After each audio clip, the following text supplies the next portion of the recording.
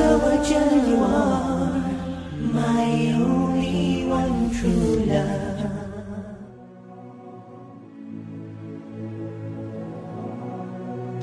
There was a young man who came to the Prophet ﷺ complaining to the Messenger ﷺ. He said to him, Ya Rasulullah, my father takes my money. He always asks me for money.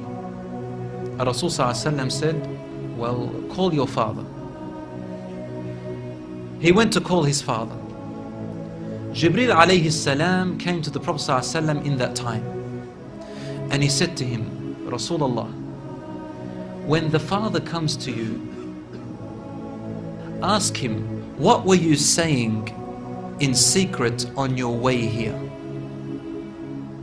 Father was muttering something which his son couldn't hear. He said, ask him what he was saying.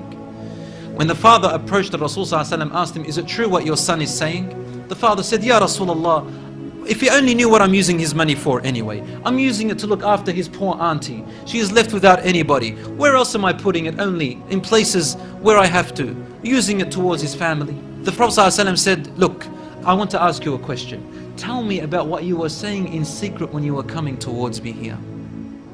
The father looked at the Prophet ﷺ and said, I made some verses of poetry. Rasul ﷺ said, please say them to me. And he said, oh son, I nourished you when you were a baby. And I looked after you in care as you grew up until you became an adolescent. You lived upon what I worked for and strived and sacrificed in my body and time and wealth, so that you may live healthy. Whenever a night passed you, when you were sick or ill or coughed, I was the first to be up, carrying you and looking upon you with my heart, afraid if an atom or a little breeze would harm you in any way. I could not sleep while seeing you sick until you slept, and then I slept. He said, when I ceased to see you sick, it was as if I was the one who was sick and ill, and so my eyes would always overwhelm with tears, but you never knew. And then he said, and when you finally reached the adulthood, which all my life I was anticipating and looking forward to seeing you become that.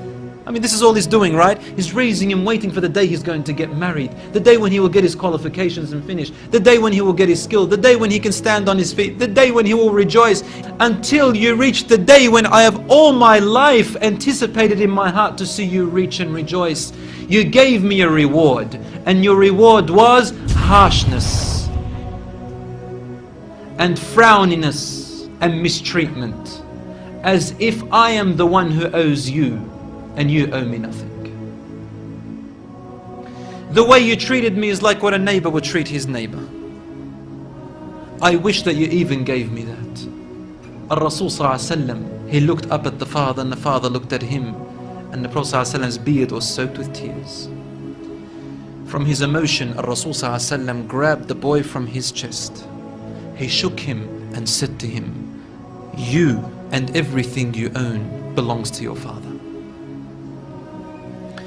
This hadith is narrated in Ibn Majah. Today we see children taking their own parents to court because they took their house or their property. Allahu Akbar.